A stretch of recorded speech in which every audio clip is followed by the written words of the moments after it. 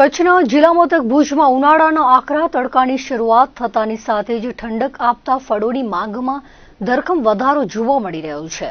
ખાસ કરીને ગરમીથી રાહત મેળવવા માટે લોકો તરબૂચના સેવન તરફ વળ્યા છે, જેને પગલે શહેરના માર્ગો પર તરબૂચનું ધૂમ વેચાણ શરૂ થઈ ગયું છે।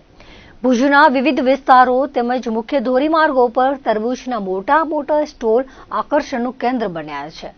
માત્ર મોટા વેપારીઓ જ નહીં, પરંતુ શાકભાજી અને ફળફળાદી વેચતા નાના ફેરિયાઓ પાસે પણ અત્યારે તરબૂચનો ભરપૂર સ્ટોક જોવા મળી રહ્યો છે।